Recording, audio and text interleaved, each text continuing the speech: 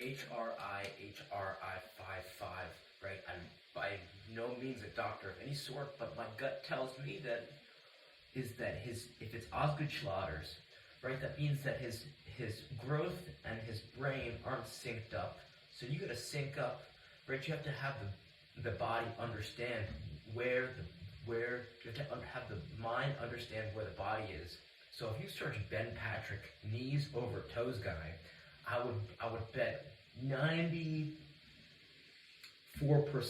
that is something's gonna happen, and my guess is it's gonna be positive because they were telling Ben Patrick that he'd never play basketball again, and based on all his research on everything he's done, he's helped over 1,000 people strengthen their knees and go from almost excruciating pain from not walking, or they can't walk because they're always in excruciating pain in their knees, to be able to be athletic and joyful.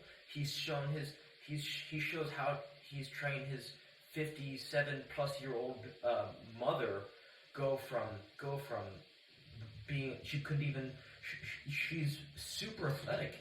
He shows her full protocol. He does everything he does with you. He has thousands of free videos online. He's got 2 books out, and it's simple principles that a 10-year-old could understand. And I would suggest that if you start to understand some of his principles too, I mean, it's just great workouts. A lot of it includes walking backwards on a treadmill or pulling a sled backwards.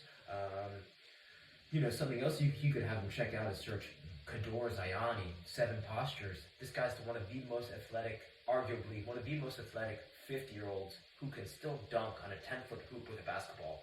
That's intense, right? 10 feet in the air, and he's like 5'9", right? So at 50 years old, that's super impressive. And he shows you these stretches that help him. They're going to help strengthen his feet and his toes, and that may or may not help strengthen the areas around his knees. So I think just those 2 things alone will help tremendously. Something else that I think will really help too is changing his shoes, right? Because if your shoes can't feel the earth, and they can't, and the things, right, every inch that goes between your feet and the ground is inhibiting your ankle's ability to feel the ground and understand where you are in time and space, right? So this is, again, connected to the knee. If your foot doesn't know where the body is, and because there's something that's limiting its touch, then if you remove that or replace it with better shoes, right? So I've been screaming it from the mountaintop. Zeroshoes.com. I love them because it's a minimalist shoe that looks nice enough where you could go out to a nice dinner and look tremendous. So I have a pair waiting for me at home. I have no affiliation with them. I would love to have some type of affiliation with them. I don't. So I've tested a lot of barefoot shoes, and these are my current favorites. So try those three things out, right? Because then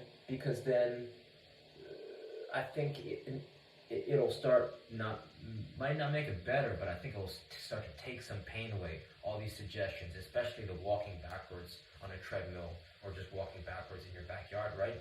You could walk backwards the whole length of the field, before practice, after practice, before games, after games, right? You don't have to go out of your way to go do it. But Ben Patrick, knees over toes guy, he's got thousands of videos online to help people rehab their knees and take away knee pain. So I know Osgood Schlatters is slightly different from that, but I still think it's super relevant. So hopefully this helps, and reach out with any questions. All right, thank you.